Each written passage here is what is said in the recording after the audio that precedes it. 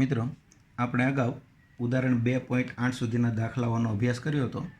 હવે આપણે આ ચેપ્ટરના બીજા કેટલાક દાખલાઓ છે તે આપણે જોઈએ. શરૂઆત કરીએ ઉદાહરણ 2.9થી. તો ઉદાહરણ 2.9ની રકમ કંઈક આ મુજબ છે.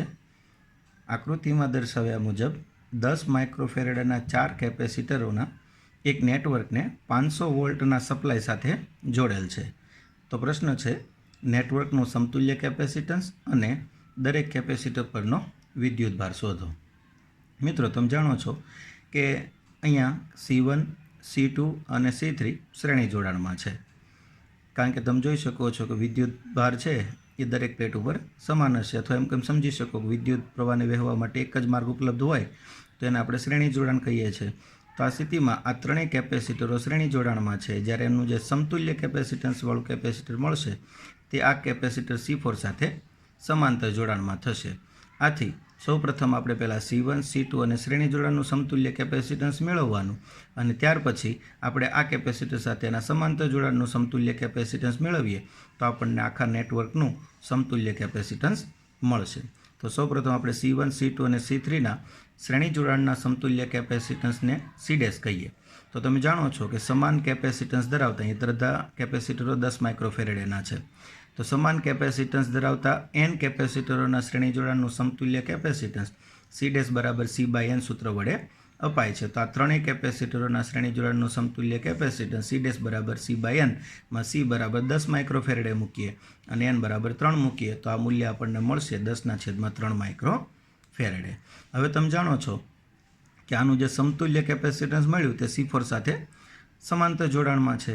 આથી જો એમના સમાંતર જોડાણના સમતુલ્ય કેપેસિટન્સને C" કહીએ તો C" બરાબર C' વત્તા C4 થશે, પણ C' બરાબર 10/3 અને C4 બરાબર 10 માઇક્રોફેરેડે છે. આથી આ મૂલ્ય આપણને મળશે 40/3. 10 તેરી 30 ને 10 40, 40/3 માઇક્રોફેરેડે.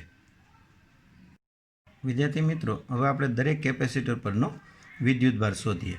તમે જાણો છો કે C1, C2 અને C3ના શ્રેણી જોડાણનું સમતુલ્ય કેપેસિટન્સ C' એ C4 સાથે સમાંતર જોડાણમાં છે, અને તમે એ પણ ભણી ગયા છો કે સમાંતર જોડાણમાં PD સમાન હોય છે. આથી આ C1, C2 અને C3ના શ્રેણી જોડાણના સમતુલ્ય કેપેસિટન્સ C' અને C4 પર આ બેટરીના 500 વોલ્ટ જેટલો વોલ્ટેજ એ સમાન હોય, એટલે કે C' અને C4 પર આ વોલ્ટેજ 500 વોલ્ટ સમાન છે. તેથી આપણે જો C4 પરના વિદ્યુતભારને Q4 કહીએ તો Q4 બરાબર C4V, પણ C4 બરાબર તો 10 માઇક્રોફેરેડે છે, એટલે 10 × 10⁻⁶ અને V બરાબર બેટરીના એટલે કે સપ્લાયના વોલ્ટેજ 500 વોલ્ટ.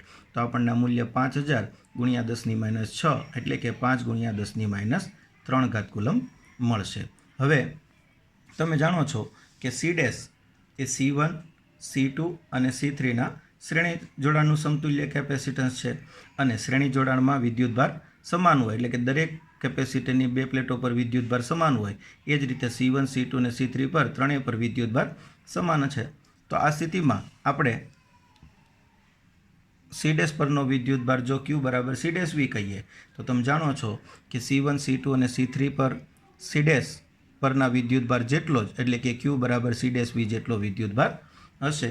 આથી Q1, Q2 અને Q3ના મૂલ્ય Q જેટલા થશે, જે આપણે C'(V) પરથી શોધી શકીએ છીએ. તો અહીંયા C' બરાબર 10/3 માઇક્રોફેરેડે છે, એટલે 10/3 × 10⁻⁶ અને V બરાબર સપ્લાયના વોલ્ટેજ 500, એટલે આ મૂલ્ય આપણને 5000/3 × 10⁻⁶ એટલે કે 1.7 × 10⁻³ કુલમ મળશે.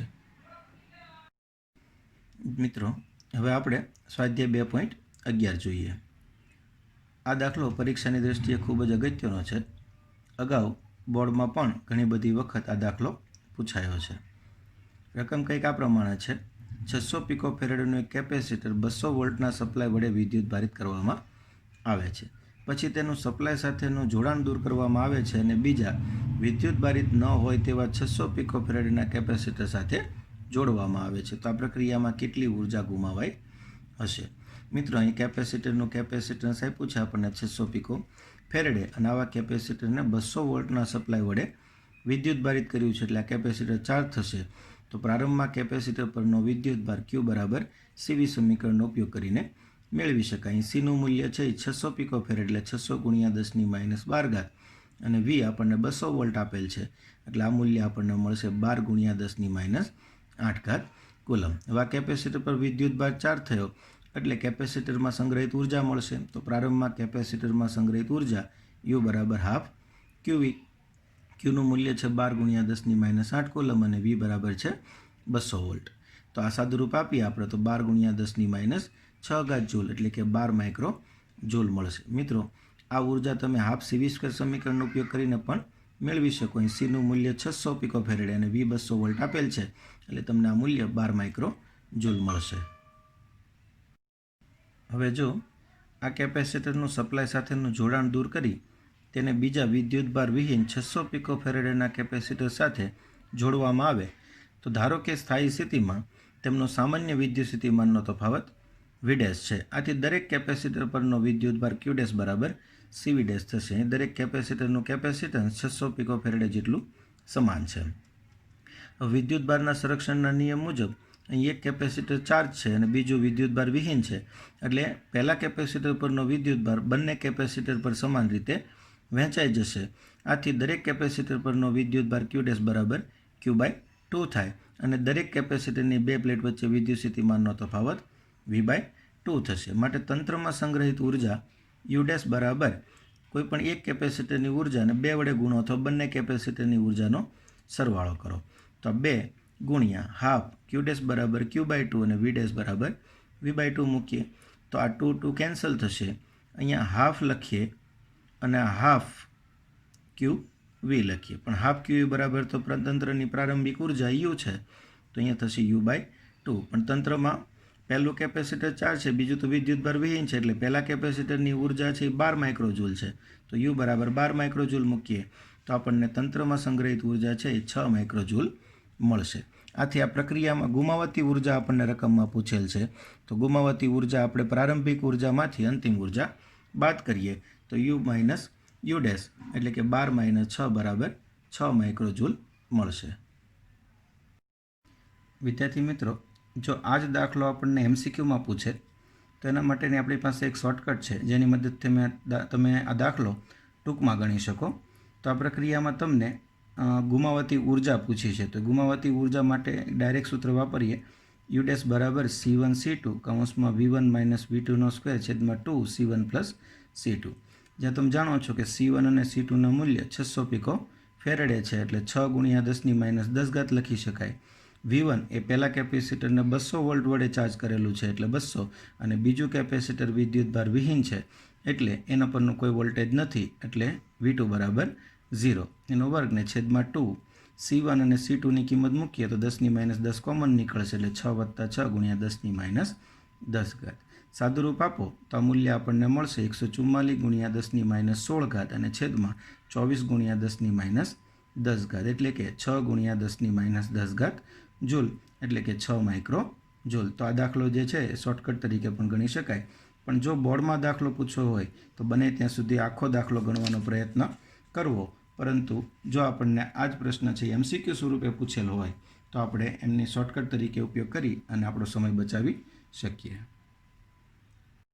મિત્રો, આ પ્રકારની રકમ હોય અને જો આપણને દાખલો અથવા કોઈ MCQ પૂછ્યો હોય અને એની અંદર આપણને દરેક કેપેસિટરની ઉર્જા કેટલી એવો જો પ્રશ્ન પૂછે તો આપણે આ જે દાખલો આગળ ભણ્યા તે પ્રમાણે દરેક કેપેસિટરની ઉર્જા હાફ Q' V' થાય છે. પણ Q' બરાબર તો જોડાણ છે એ કર્યું એટલે દરેક કેપેસિટર પર વિદ્યુતભાર સમાન રીતે વહેંચાયો એટલે Q' બરાબર Q/2 અને દરેક કેપેસિટરની બે પ્લેટ વચ્ચે વિદ્યુત સ્થિતિમાનનો તફાવત V' બરાબર V/2 થયો.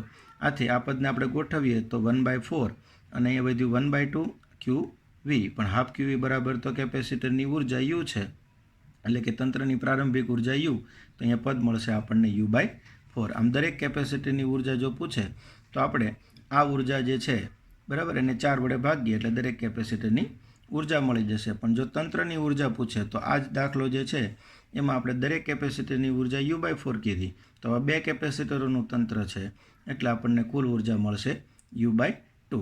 આમ જો આ જ પ્રકારની રકમ હોય અને તમને દરેક કેપેસિટરની ઉર્જા અને તંત્રની ઉર્જા પૂછે તો અનુક્રમે U/4 અને U/2 વડે આપી શકાય જે એક પ્રકારની શોર્ટકટ છે. હવે જોઈએ ઉદાહરણ 2.10 એ વિભાગમાં 900 પિકોફેરેડનું એક કેપેસિટર 100 વોલ્ટની બેટરી વડે વિદ્યુત ભારિત કરાય છે તો કેટલી સ્થિત વિદ્યુત ઉર્જા કેપેસિટર વડે સંગ્રહ પામશે તે શોધવાનું છે. અને બી વિભાગમાં કેપેસિટરનું બેટરીથી જોડાણ દૂર કરી બીજા 900 પિકોફેરેડના વિદ્યુતભાર વિહીન કેપેસિટર સાથે સમાંતરમાં જોડવામાં આવે તો હવે આ તંત્ર વડે કેટલી સ્થિત વિદ્યુત ઉર્જા સંગ્રહ પામશે. મિત્રો, આપણે જે આગળ સ્વાધ્યાયનો દાખલા નંબર 2.11 ગણ્યો સેમ એના જેવો જ દાખલો છે, એટલે તમે તમારી જાતે પણ અભ્યાસ કરી શકો છો. છતાં આપણે આ જે દાખલો છે એને ફટાફટ સમજી લઈએ. અહીં 900 પિકોફેરેડનું કેપેસિટર 100 વોલ્ટની બેટરી વડે વિદ્યુત ભારિત કર્યું, એટલે પ્રારંભમાં કેપેસિટર પરનો વિદ્યુતભાર Q બરાબર CV પ્રમાણે મળશે. તો Cનું મૂલ્ય 900 ગુણ્યા 10⁻12 ને V બરાબર 100 વોલ્ટ, એટલે મૂલ્ય મળશે 9 ગુણ્યા 10⁻8 કુલમ. આથી પ્રારંભમાં આ કેપેસિટરની ઉર્જા U બરાબર હાફ QV અથવા હાફ CV² પ્રમાણે પણ તમે શોધી શકો છો. તો હાફ QV માં હાફ ઇન્ટુ Q બરાબર 9 ગુણ્યા 10⁻8 કુલમ અને V બરાબર 100 વોલ્ટ, એટલે 4.5 ગુણ્યા 10⁻6 જૂલ મળશે, એટલે કે 4.5 માઇક્રો જૂલ. હવે આપણે આ કેપેસિટરનું બેટરીથી જોડાણ દૂર કરી તેને બીજા વિદ્યુતભાર રહિત 900 પિકોફેરેડના કેપેસિટર સાથે સમાંતરમાં જોડીએ તો સ્થાયી સ્થિતિમાં ધારો કે તેમનો સામાન્ય વિદ્યુત સ્થિતિમાનનો તફાવત V' છે. આથી દરેક કેપેસિટર પરનો વિદ્યુતભાર Q' બરાબર CV'. પણ વિદ્યુતભારના સંરક્ષણના નિયમ મુજબ પ્રથમ કેપેસિટર ચાર્જ છે અને બીજું કેપેસિટર વિદ્યુતભાર વિહીન છે, એટલે જોડાણ બાદ આ બંને કેપેસિટર પર સમાન રીતે વિદ્યુતભાર વહેંચાશે. આથી દરેક કેપેસિટર પરનો વિદ્યુતભાર Q' બરાબર Q/2 અને દરેક પ્લેટના બે છેડા વચ્ચે વિદ્યુત સ્થિતિમાનનો તફાવત V/2 થશે. આથી આપણે આ તંત્રની સંગ્રહિત ઉર્જા જે છે કુલ ઉર્જા એ મેળવીએ તો આપણે એમ લખી શકાય કે તંત્રમાં સંગ્રહિત કુલ ઉર્જા U' બરાબર 2 ઇન્ટુ હાફ Q'(V'). તો 2 ઇન્ટુ હાફ Q' બરાબર Q/2 અને V' બરાબર V/2 છે. આથી આ 2 કેન્સલ થશે અને હાફ લખીએ અહીંયા તો હાફ QV વધશે, પણ હાફ QV બરાબર તો U છે તંત્રની પ્રારંભિક ઉર્જા U, તો U/2 એટલે કે U બરાબર 4.5 માઇક્રોજૂલ છેદમાં 2 એટલે 2.25 માઇક્રોજૂલ. તો આ જે છે એ આપણને કેટલી સ્થિત વિદ્યુત સંગ્રહ પામે તે મળી ગઈ. જો ગુમાવતી ઉર્જા પૂછે તો ગુમાવતી ઉર્જા માટે Uમાંથી U' બાદ કરી દેવાનો, એટલે આપણને ગુમાવતી ઉર્જા મળે, પણ એ પૂછી નથી. હવે જો ગુમાવતી ઉર્જા પૂછી હોય આ જ રકમ માટે તો આપણે આગળ જોયું તે પ્રમાણે શોર્ટકટ વાપરી શકીએ. ગુમાવતી ઉર્જા U' બરાબર C1 C2 V1 - V2 નો સ્ક્વેર છેદમાં 2 C1 + C2.